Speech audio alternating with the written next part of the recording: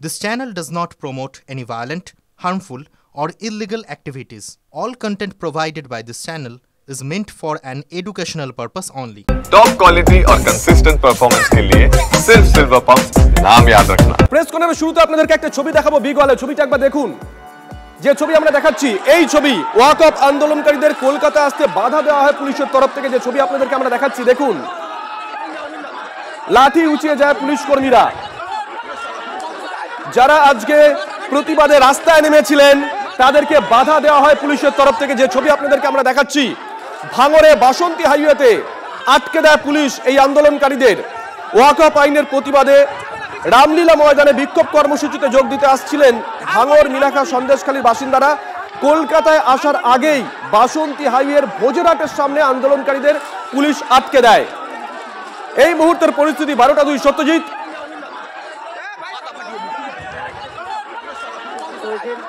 সত্যজিৎ শুনতে পাচ্ছ? হ্যাঁ বলো। একেবারে এই মুহূর্তে বাসন্তী হাইওয়ের বৈরামপুরে, ভোজরাটের কাছে বৈরামপুরে, সেখানে ব্যাপক পরিমাণে পুলিশ মোতায়েন আছেন, জমা হয়েছেন। পাশাপাশি যারা আইএসএফ এর কর্মী সমর্থক তাদের সংখ্যাও ব্যাপক পরিমাণে বৃদ্ধি পেয়েছে এবং একদিকে পুলিশ যেমন দাঁড়িয়ে রয়েছে ব্যারিকেড করে, তারা বদ্ধপরিকর কোনো রকম ভাবে তাদের এই মিছিল, তাদের এই গাড়ি কোনো রকম ভাবে শিয়ালদা অভিমুখে যেতে দেবেন না। পাশাপাশি কিন্তু অপরপক্ষে যারা আজকের প্রতিবাদ কর্মসূচি পালনের জন্য শিয়ালদার দিকে যাচ্ছিলেন, শুধুমাত্র ভাঙড়ের আইএসএফ কর্মী সমর্থক নয়, হারোয়া, মিনাখা, সন্দেশখালী সহ একাধিক এলাকার আইএসএফ কর্মী সমর্থকরা, তাদের সংখ্যাও কিন্তু বৃদ্ধি পেয়েছে এবং তারাও কোনো একটি জায়গাতে রাস্তা ছাড়তে তারা নারাজ। তারা রাস্তার উপরেই স্লোগানে মুখরিত করে তুলছেন এবং তাদের যে উদ্দেশ্য তারা যাবেন বলে তারা ঠিক করেছিলেন সেই উদ্দেশ্যের কথা বারবার বলছেন। কিন্তু পুলিশের পক্ষ থেকে যতটুকু বলা হচ্ছে, জানানো হচ্ছে যে আজকের এই রামলীলা ময়দানে তাদের কোনো প্রোগ্রাম করবার জন্য, তাদের কোনো প্রতিবাদ কর্মসূচি পালন করার জন্য বৈধ অনুমতি নেই, অর্থাৎ অনুমতি ছাড়া কাউকে যেতে দেওয়া হবে না বলে কিন্তু পুলিশ বাধা দিচ্ছে এবং মাঝে মাঝেই কিন্তু পরিস্থিতি উত্তপ্ত হয়ে উঠছে। কিছুক্ষণ আগেই পুলিশের লাঠিচার্জ, বেশ কয়েকজন আহত, ইট বৃষ্টি এবং ব্যারিকেড ভাঙার চেষ্টা আন্দোলনকারীদের অপরপক্ষে, সব মিলিয়ে কিন্তু বাসন্তী হাইওয়ের এই ভোজেরহাট বৈরামপুর এলাকায় এখন ব্যাপক পরিমাণ উত্তেজনা রয়েছে। যারা কলকাতায় আসছিলেন তারা কোনো পতাকা ক্যারি করছিলেন? কোনো পতাকা রয়েছে তাদের সঙ্গে? তাদের কাছে শুধুমাত্র ভারতীয় পতাকা রয়েছে এবং তারা অনেকের সঙ্গে আমরা কথা বলেছি, তারা যেটুকু বলছেন যে আজকের হয়তো আইএসএফ এর ডাকে কর্মসূচিতে তারা যাচ্ছিলেন কিন্তু তাদের হাতে কোনো দলীয় পতাকা নেই। ফলে দলীয় পতাকা ছাড়া একটি কর্মসূচিতে যাওয়াতে পুলিশ কিভাবে তাদেরকে বাধা দেয় সেই নিয়ে কিন্তু বারবারই তারা সরব হচ্ছিলেন এবং বারবারই তারা পুলিশের সঙ্গে খণ্ডযুদ্ধ বচসায় তারা জড়িয়ে পড়ছিলেন এবং এই মুহূর্তে তুমি আওয়াজ হয়তো শুনতে পাবে, সেখানে কিন্তু পুলিশের সঙ্গেই বাদানুবাদ, বচসা এবং তাদের স্লোগানে মুখরিত করে তুলছে এবং পুলিশ বাধা। সঙ্গে থাকো সত্যজিৎ, সঙ্গে থাকো।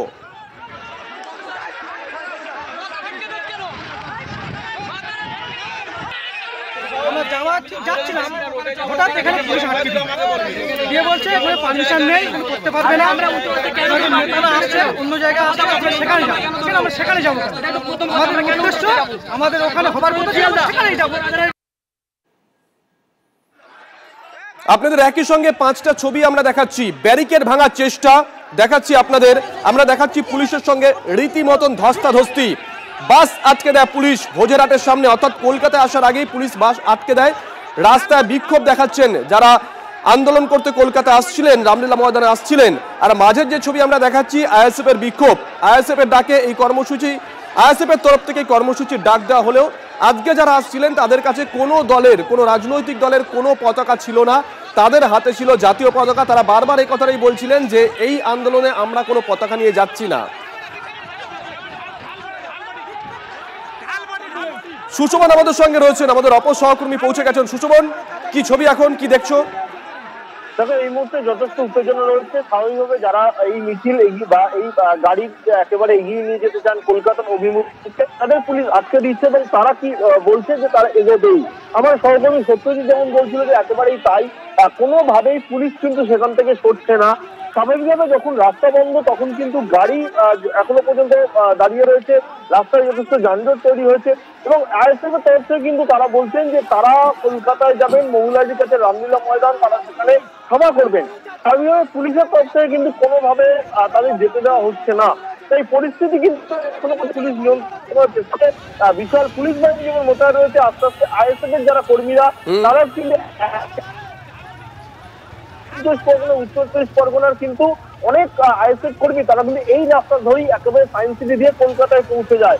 স্থায়ীভাবে গুরুত্বপূর্ণ রাস্তা, আর এই কর্মসূচিতে তারা মাথায় রেখে তারা যখন বেরিয়েছিল, তাদের এখন বর্তমানে প্রশ্ন কেন তাদের বাধা দেওয়া। সুশোভন একটু যান্ত্রিক গোলযোগ হচ্ছে, আসবো তোমার কাছে। এই মুহূর্তে আমরা দুটো ছবি আপনাদেরকে দেখাচ্ছি। ভোজেরহাটের কাছে পুলিশ ব্যারিকেড করে আটকে দেয় বিক্ষোভকারীদের। আইএসএফ এর পতাকা না থাকলেও এটা আইএসএফ এরই কর্মসূচি, এবং যারা কর্মসূচিতে যোগ দিয়েছিলেন তারা বলছেন এই কর্মসূচিতে আমরা কোনো দলীয় পতাকা রাখতে চাইনি। জাতীয় পতাকা হাতে তারা আসছিলেন, রামলীলা ময়দানে তাদের কর্মসূচি ছিল, কিন্তু পুলিশের তরফ থেকে ভোজেরহাটে আটকে দেওয়া হয়। পুলিশের তরফ থেকে দাবি করা হয়, যদিও সেটা অফিসিয়াল দাবি নয়, যে খবর আমরা পাচ্ছি সূত্র মারফত, পুলিশের তরফ থেকে দাবি করা হয় যে এই কর্মসূচির অনুমতি ছিল না, তাই তাদেরকে আটকে দেওয়া হয়েছে। আমরা যে ছবি দেখাচ্ছি দেখুন, পুলিশ লাঠি হাতে, অন্যদিকে যেখানে আটকে দেওয়া হয়েছে বাস, ঠিক সেখানেই রাস্তায় বসে পড়ে বিক্ষোভ দেখাতে শুরু করেন আইএসএফ এর কর্মী সমর্থকরা। আবারও বলছি, এই কর্মসূচির ডাক দেওয়া হয়েছিল আইএসএফ এর তরফ থেকে, কিন্তু যারা কর্মসূচিতে যোগ দিতে আসছিলেন তারা কোনো দলীয় পতাকা সঙ্গে আনেননি। তারা বারবার বলছিলেন এটা দলীয় বিষয় নয়, তাই আমরা দলীয় পতাকা সঙ্গে নিয়ে আসিনি। তাদের হাতে ছিল জাতীয় পতাকা। দুটো ছবি একই সঙ্গে আমরা দেখাচ্ছি।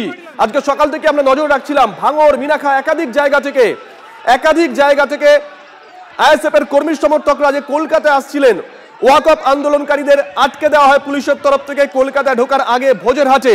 আর ঠিক তখনই বাস থেকে নেমে পড়ে পুলিশের সঙ্গে রীতিমতন বাগবিতণ্ডা জড়িয়ে পড়েন আইএসএফ এর কর্মী সমর্থকরা।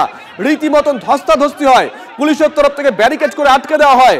পুলিশের তরফ থেকে অফিসিয়ালি না জানানো হলেও সূত্র মারফত বলছে, পুলিশ মনে করছে বা পুলিশের তরফ থেকে জানানো হয়েছে যে এই কর্মসূচির কোনো অনুমতি আইএসএফকে দেওয়া হয়নি, তাই তাদেরকে কলকাতায় প্রবেশ করতে দেওয়া হবে না, তাদেরকে আটকে দেওয়া হয়েছে।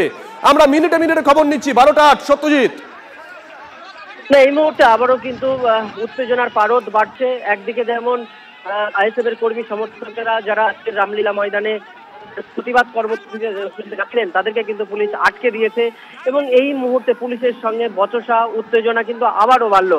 ফলে বলা যেতে পারে যে কখনো বাস আটকে দেওয়া, কখনো বচসা, কখনো ইট বৃষ্টি, কখনো লাঠিচার্জ, কখনো দুই পক্ষের মধ্যে মারধর এবং বেশ কয়েকজনের আহত হওয়া।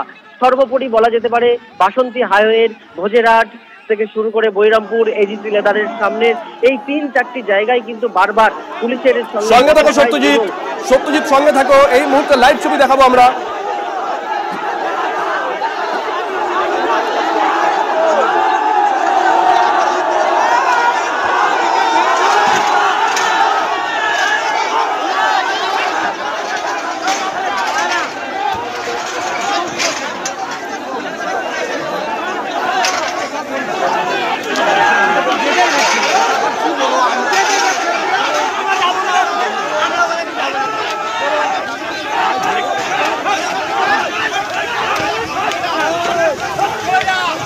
এই মুহূর্তে আমরা যে ছবি দেখাচ্ছি,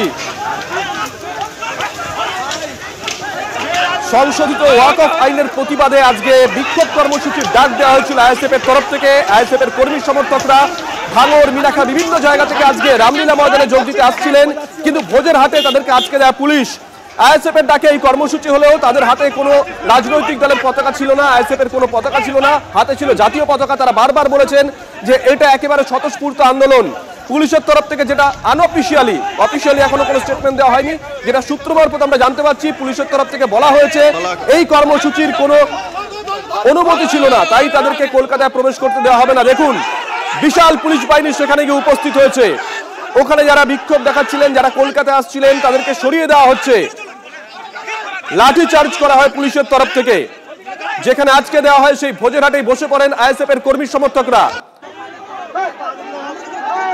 যে ছবি আমরা দেখাচ্ছি দেখুন, সত্যজিতের কাছে আবারও যাব। সত্যজিৎ, এই মুহূর্তে কিন্তু আইএসএফ এর পক্ষ থেকে একটি তারা প্রচার মাইকের মাধ্যমে তারা একটি তাদের নির্দেশ জানাচ্ছেন এবং পরিষ্কারভাবে বলছেন যে আইএসএফ এর তাদের পারমিশন ছিল না, অর্থাৎ নওশাদ সিদ্দিকীর পক্ষ থেকে সম্ভবত একটি বার্তা এসছে এবং সেই বার্তার মূল যা হলো যে তাদের বৈধ অনুমতি ছাড়াই তারা আজকে প্রোগ্রাম করতে চেয়েছিল, অনুমতি পায়নি তারা, সে কারণের জন্য এখান থেকে সকলকে ফিরে যাওয়ার জন্য কিন্তু নির্দেশ দিচ্ছেন এই মুহূর্তে আইএসএফ এর এক নেতা।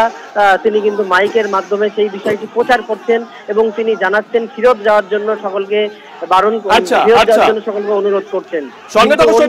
সত্যজিৎ সঙ্গে থেকে একটু আগে আমরা কথা বলেছিলাম নওশাদ সিদ্দিকীর সঙ্গে, তিনি কি বলেছেন শোনাবো, ব্যাক টু ব্যাক শোনাবো। কথা বলেছিলাম শওকত মোল্লার সঙ্গেও, তিনি কি বলেছেন। আমাদের গাড়ি আটকানো, আমাদের ওখানে যারা কর্মী সমর্থকরা আছেন, যারা আইএসএফ এর কর্মী সমর্থকরা আছেন, তৃণমূলের কর্মী সমর্থক আইএসএফ সেজে যদি হয় না আলাদা জিনিস। আইএসএফ এর কর্মী সমর্থকরা যথেষ্ট শান্তিপূর্ণ অবলম্বন করে, তাদেরকে দীর্ঘক্ষণ আটকে রাখা হচ্ছে। খোঁজ নিয়ে দেখুন, কোন উত্তেজনামূলক একটা শব্দ খরচ করেনি আর করবেও না। যদি কোনো ধরনের ইনসিডেন্ট এটা ঘটে, সম্পূর্ণরূপে পুলিশ করিয়ে তার তৃণমূল তার লোক ঢুকিয়ে পড়ছে। আমি অন রেকর্ড হচ্ছে, অন এয়ারে আপনাদের বলে রাখছি। তৃণমূলের এখন সেই দুরবস্থা হয়নি যে আইএসএফ এর মতো একটা 4 পয়সার পার্টি আর তার নেতা হচ্ছে নওশাদ, যে তাদেরকে কোনো বাধা দিতে হবে কোনো জায়গায় মিটিং মিছিলে যাওয়ার জন্য। সেই দুরবস্থা এখন তৃণমূল কংগ্রেসের ভাঙড় সহ গোটা পশ্চিমবাংলায় কোথাও হয়নি। আসলে মানুষ যাচ্ছে না, আইএসএফ এর বিধায়ক হতাশাগ্রস্ত হয়ে পড়েছে, ওদের কিছু নেতাও হতাশাগ্রস্ত হয়ে পড়েছে। এখন কখনো পুলিশের ঘাড়ে দোষ দিচ্ছে, আবার কখন তৃণমূল কংগ্রেসের ঘাড়ে দোষ চাপানোর চেষ্টা করছে।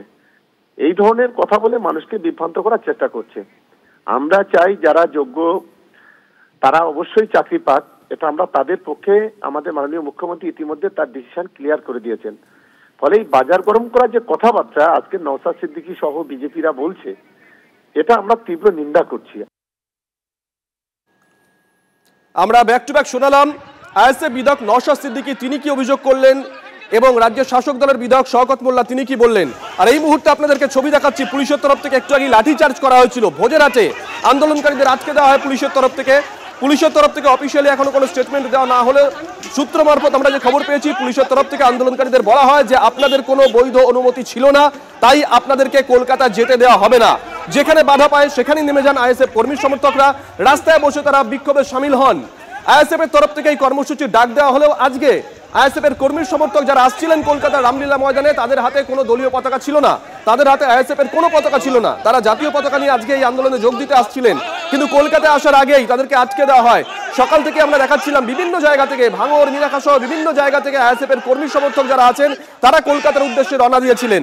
এই মুহূর্তে আমরা দেখাচ্ছি সেই ছবি, একটু আগেই যে ছবি আমাদের ক্যামেরায় ধরা পড়েছে। পুলিশের তরফ থেকে রীতিমতো লাঠিচার্জ করা হয় এবং জনতাকে ছত্রভঙ্গ করা হয়, সরিয়ে দেওয়া হয় সেখান থেকে। যে ছবি আপনাদেরকে আমরা দেখাচ্ছি, নেতৃত্ব যারা আছেন তারাও মাইকে ঘোষণা করছিলেন পুলিশের তরফ থেকে বাধা দেওয়া হয় আইএসএফ এর কর্মী সমর্থকদের। ছবিটা একবার দেখুন, ভোজেরহাটের ছবি আপনাদেরকে আমরা দেখাচ্ছি।